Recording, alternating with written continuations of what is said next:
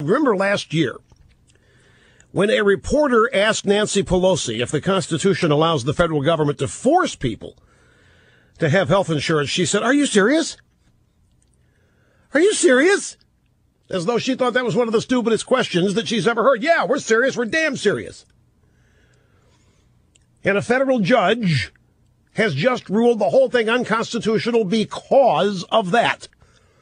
Because of the Commerce Clause violation. You cannot require, the federal government cannot require that citizens buy something, nor can they require that citizens don't buy something. It works either way. And the regime, they knew full well they had a chance to put a severability clause on this, and they chose not to. Now, the severability clause is basically if any part of this is found unconstitutional, the rest of it remains okay. The judge in his ruling said there is no severability clause. I'm finding the whole thing unconstitutional. Now, a very salient thing that I wish to explain to you, because I had a lot of questions about this in the email, and I am listening to a whole bunch of liberals try to massage this. The story is that the judge did not order the government to stop implementing the law. A senior administration source said that implementation will proceed apace. So Obama's staff is saying we are not going to comply with the federal court's ruling. Now, here's what ought to happen. Right now, and this, by the way, there's another thing I want to tackle, and that is this notion the left's also saying, but there are two other judges, and they haven't ruled this way. Doesn't matter. One federal judge has ruled the whole thing unconstitutional, and the regime has to deal with that. They have to appeal it. They have to ask for a stay. What the other two judges doesn't matter. I'll explain in great detail in a moment. Here's what needs to happen to deal with this legally. This got started in a Washington Times piece, the first thing somebody sent to me yesterday afternoon, where it stated that the judge does not prohibit the implementation while the ruling is on appeal. He most certainly did not say that. I've read it. I have consulted legal beagles. My dad was a lawyer. I know this stuff now. And the judge did not say that. So right now, Obama's staff is saying we're not going to comply with the federal court's ruling, which is not unprecedented. They did the same thing during the drilling moratorium in the Gulf. You had another judge there who said this ruling is unconstitutional. They said, oh, screw it. Well, we're just going to keep the moratorium in place. And went out and got a bunch of people make a statement about it and put their signatures to a lie about the dangers involved. So how should this be dealt with legally now? Any one of the states involved in a litigation, any one of those 26 states, has standing to go back to the court and ask the court to enforce its decision and to ask the court to hold the administration in contempt should it continue to defy the court's order. That is the legal option that any of the states, any of those attorney generals have in those 26 states. In fact, if I were an AG for a state, if I were an attorney general, I would take that news article with that quote. This is ABC, noting that the judge did not order the government to stop implementing the law. A senior administration source said implementation will proceed at pace. I would take that ABC story and this passage, and I go back to court today with a draft contempt order, and I would ask the court to hold an immediate hearing to determine whether the Obama administration is going to comply with the ruling or not. This is not chump change. This is not insignificant. This is major. And think back to Watergate. Imagine if Nixon had defied the judiciary during Watergate. Can you imagine the hell that would have broken loose?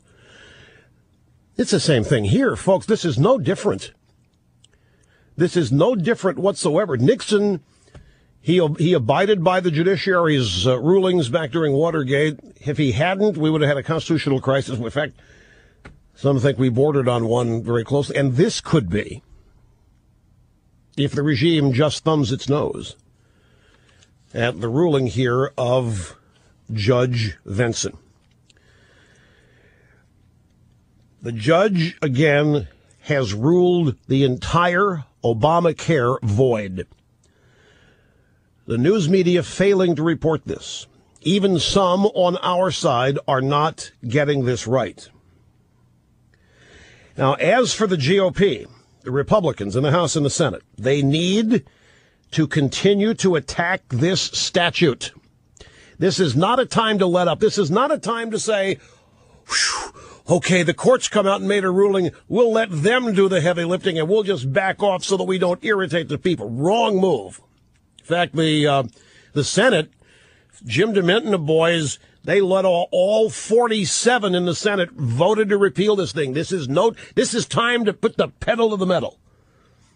They need to continue to attack this law, try to repeal it, try to defund it in case a higher court reverses course. It's always possible. Look at, folks, I'm not trying to throw cold water on anything, but we know that Clinton and Obama have appointed a tremendous number of left-leaning judges. We know how those judges rule in cases like Club Gitmo and terrorism and military tribunals and all of the left, all the rest of this.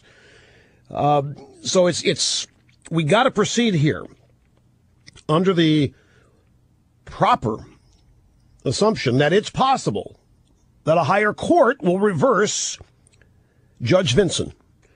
There is no reason the Republicans should sit back. In fact, it's just the opposite. This ruling ought to light a fire under them.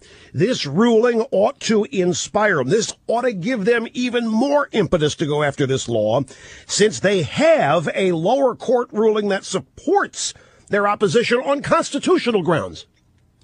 It's one thing to want to repeal this because the American people don't want it. It's one thing to repeal it in the context of democratic principles. It's another thing to have a federal court rule the whole thing unconstitutional. That's another arrow in the quiver. Hell, it's another bomb in the arsenal, and it needs to be used. But more than that, for the Republicans, the law would need to be repealed whether or not it is unconstitutional because it is a disaster. This cannot be forgotten. This is just a new front now to add from which we may attack this. This, whether it was unconstitutional or not, if this judge's ruling had gone against us, it would not have changed anything. Because this law is a disaster for the American people. This law, Obamacare, destroys the American healthcare system. It destroys patient choice. It destroys and significantly harms healthcare availability, and it destroys whatever is left of the nation's treasury. That's where we are. This ruling should provide more impetus, more energy, and more ammo. It's a huge decision. It will be reviewed by an appellate court, and it will be reviewed by the Supreme Court.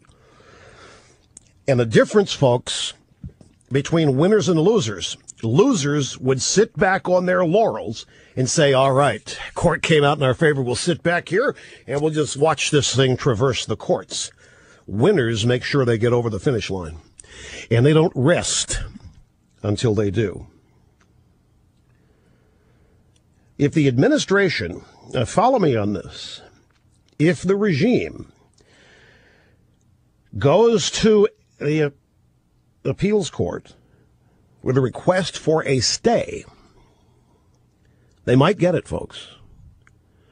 For example, regime sends their solicitor general up there and says, this is too sweet. We need a stay of this ruling so we can figure out where we are. Well, they may get it. The appeals courts generally are more liberal now, not only because of the Obama presidency, but because they blocked so many Bush nominees. Now, I'm just prognosticating. I don't know how this is going to happen. I'm just listing the possibilities here. This is serious. The left publicly is taking this. They're kind of laughing about it. Yeah, it's an outlier behind closed doors. They are scared. Behind closed doors. This is the crumbling of everything they had in mind for this regime. This is the crumbling of every plan they have to socialize this country. behind closed doors. They are plotting strategy every bit as they have for every other issue for as long as you and I have been alive. They are in panic mode. Dick Durbin, the Judiciary Committee ranking member, majority member in the Senate, is holding a hearing on the constitutionality of the ruling. Now, all that should have happened before they passed it. But they're panicking over this. So,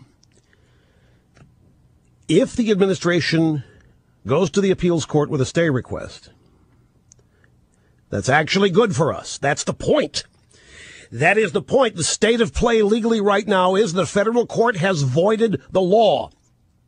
It's unconstitutional right now, immediately. The administration, thus, has to go to the appeals court to stay that ruling in order to continue its implementation pending a final decision by a higher court. That's the point. They request a stay. They are acknowledging the judge's ruling. And then they have to make an argument for a stay.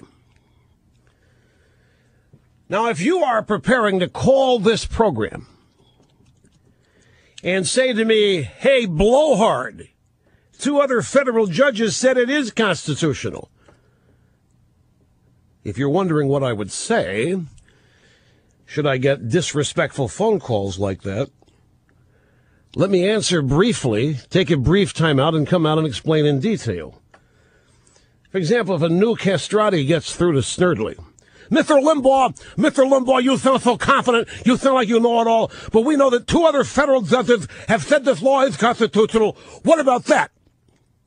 Mr. New Castrati, it means nothing. Your 2 other rulings mean nothing. And I will explain why in mere moments.